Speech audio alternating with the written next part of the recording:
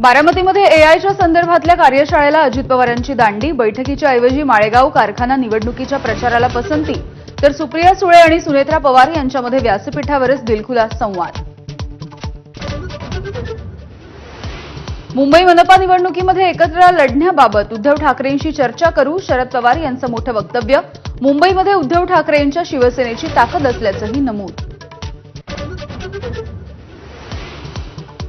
ठाकरेंच्या शिवसेनेच्या आज 2 महत्वाच्या बैठका. शिवसेना भवनामध्ये जिल्हा आणि संपर्क प्रमुखांसोबत पार पडली बैठक, तर संध्याकाळी पक्षाच्या आमदारांसोबत डिनर डिप्लोमसी. राज ठाकरेंना सोबत घेण्यासाठी उद्धव ठाकरे आणि शिंदेंमध्ये रस्सीखेच असल्याचं चित्र.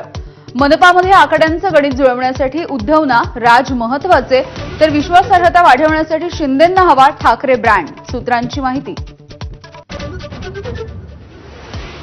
ठाकरे बंधू मनोमिलनाच्या केवळ चर्चांवरती मनसे नेते नाराज. उद्धव ठाकरे भाषणामध्ये सकारात्मक, पण प्रस्ताव कधी, नेत्यांचा सवाल. अजून फोन किंवा गुप्त बैठका का नाहीत, वरिष्ठ नेत्यांचा सूर, सूत्रांची माहिती. भाजप प्रवेशाच्या मुद्द्याला माझा पूर्णविराम, एकनाथ खडसे यांचं वक्तव्य. तर राजकारणामध्ये पूर्णविराम नाही, स्वल्पविराम असतो, चंद्रकांत पाटील यांची प्रतिक्रिया. तर खडसेंशी भेटीबाबत माहिती नाही, मुख्यमंत्र्यांचं वक्तव्य.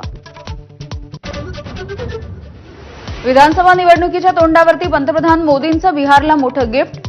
सिवानमध्ये 10,000 कोटींच्या विकास कामांचं उद्घाटन आणि भूमिपूजन. केंद्रीय गृहमंत्री अमित शहांचा आज मुंबईचा दौरा. दुपारी नाफेडच्या कार्यक्रमासाठी उपस्थित राहणार. राज्यस्तरीय सहकार औद्योगिक संमेलनाला सुद्धा हजेरी लावणार.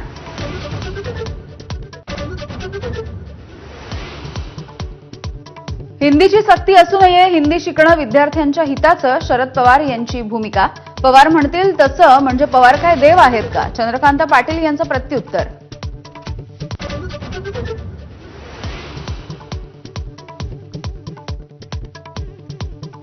जळगावमध्ये मुख्यमंत्री फडणवीसांच्या ताफ्यासमोर ठेकेदाराचा आत्महत्येचा प्रयत्न. पोलिसाच्या त्रासामुळे कृत्य. आत्मदहनाचा प्रयत्न करणारा पोलिसांच्या ताब्यात.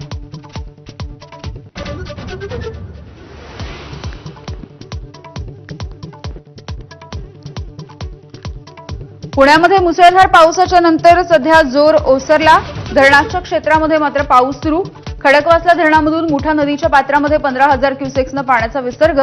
घाटमाथ्यावरती ऑरेंज अलर्ट.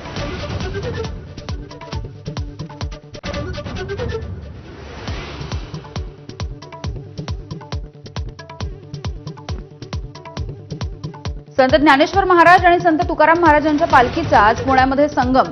दोन्ही पालख्या संगमवाडी पुलाजवळ एकत्र येणार.